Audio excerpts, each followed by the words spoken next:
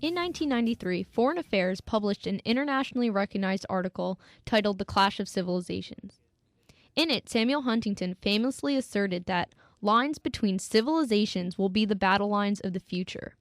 No longer will state boundaries breed tension, but rather divisions among humankind will. He stated that dominating sources of conflict will be cultural. Looking today, in a world where Muslim and Western societies are continually bumping heads, Huntington's article seems to hold true. However, it can and it should be noted that some are working to bridge these cultural gaps and promote understanding in their place. The UNs Alliance of Civilizations is one such example. Their youth projects, partnerships, and forums are directly geared towards reconciling the Muslim and Western worlds. Joined with me today is Jordi Torrent and Emmanuel Kattan from the Alliance to talk about what they do to make a difference. So, Emmanuel, please explain to our listeners, what is the Alliance's main objectives? The Alliance of Civilizations was established in 2005. The initiative came from the governments of Spain and Turkey in the aftermath of the Madrid bombings. And they developed this initiative under the aegis of the United Nations. Basically, the main aim of the Alliance is to build bridges among different communities, both religious and national and cultural communities, and promote greater cross-cultural understanding worldwide. It's a very ambitious goal. So can you describe some of the Alliance's youth projects that you have? Sure. Yeah. No. Granted, the Alliance of Civilizations is a tall order. We're working out of a relatively small secretariat at the United Nations here in New York. And you're right. Youth projects are one of the primary focuses of the work of the Alliance. We just held an international forum in Madrid earlier in January. And we had, as part of that forum, a significant number of youth leaders and mobilizers who took part in the forum, and they met over a period of 3 days to discuss and develop a number of joint projects and collaborative partnerships. There were three main areas in which they were focusing their attention. One was international and intercultural youth exchange programs, promoting youth intercultural programs worldwide. The second one was promoting the voice of young people in the media and looking at mechanisms, innovative tools through new media whereby young people can have their voices heard on issues of great concern to them and issues of concern to the world in general. And the third element was youth leadership training. So they looked at ways of developing partnerships to promote youth leaderships throughout their constituencies. Going back to the forum that you mentioned, can you elaborate on some of the main actors involved and those that participated in it? The forum was a high-profile event which brought together representatives from member governments. We had a number of political leaders, more than 40 ministers of foreign affairs from a diversity of countries, along with corporate leaders, media executives, civil society groups, and of course youth leaders as well, along with a network of international organizations from the UN and beyond the UN as well. In terms of high-profile participants, we had Nobel laureates such as Shirin Ebadi from Iran, or Wole Soyinka, the writer, the Nigerian writer. We had a number of political leaders, including the Prime Minister of Malaysia, as well as I said, corporate leaders and leaders from the media community. The aim of the forum was really to bring this diverse group together to look at ways in which they can develop partnerships to bridge cultural gaps in the world and promote greater cross-cultural understanding generally.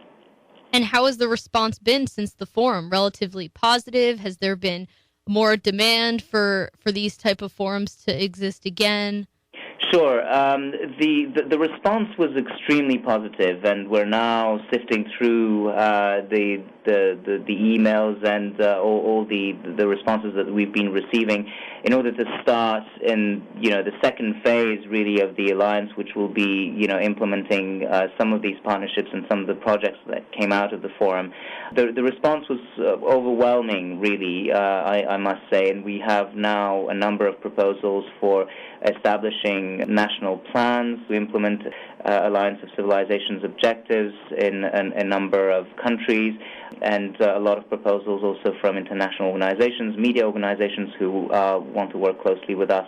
So I must say it's been very encouraging, and I'll let Jordi Torrent also give his own perspective on the response following the forum. I think his perspective would be particularly useful.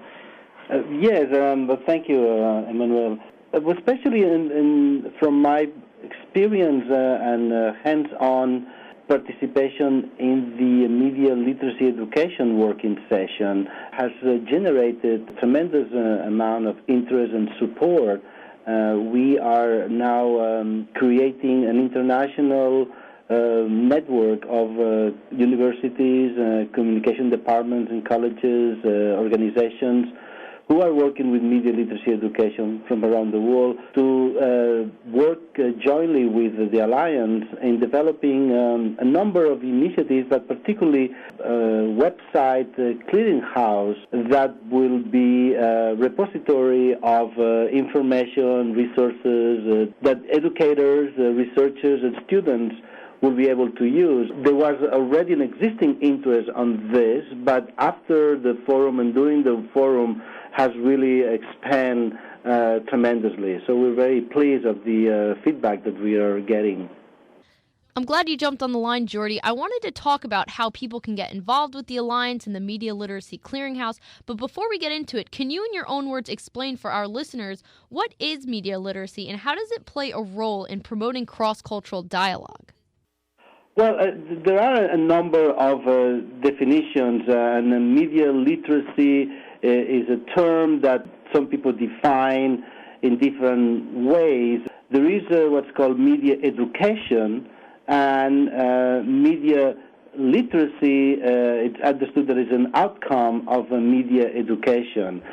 Basically what it is taking into consideration the new cultures that are coming out and they're being created and developed out of the information society, the presence of mass media communications in our lives, in our world, and in introducing these elements as part of education and within the development of critical thinking skills applied to media. So schools are teaching literature, but not necessarily critical thinking skills applied to media production and media understanding. So media literacy education are basically new pedagogical programs that take into consideration the society that we're living. Now, I understand that the Alliance is putting together a Media Literacy Clearinghouse, which is a resource database both for educators and for students. Well, I know that a lot of students tune into our show, so is this database going to be open to the public? If so, when and how can students access this information? Yes, absolutely. Actually, the whole idea of the clearinghouse is that it will be a user content website. So what we're doing right now, we are populating the initial kind of the content of this clearinghouse, but the clearinghouse will be developed by the users, and all registered users will be able to upload content and all kinds of information regarding media literacy education, media policy, and youth media. Youth media is a fundamental aspect of media literacy education. So we're very interested in actually developing and highlighting and promoting youth media, media produced by youth. And it will be launched on February 15th. So as of February 15, you should be able to find this website, which is basically www.unaoc www.un.org/MLE. And we hope that we hear from you, that you participate by visiting, researching, but as well as bringing and publishing content that you think is relevant to this field. And thank you once again. That was Emmanuel Kattan and Jordi Torrent from the Alliance of Civilizations. That's www.unaoc.com. And Jordi, when is that website going to be launched again? February 15th. Thank you once again. And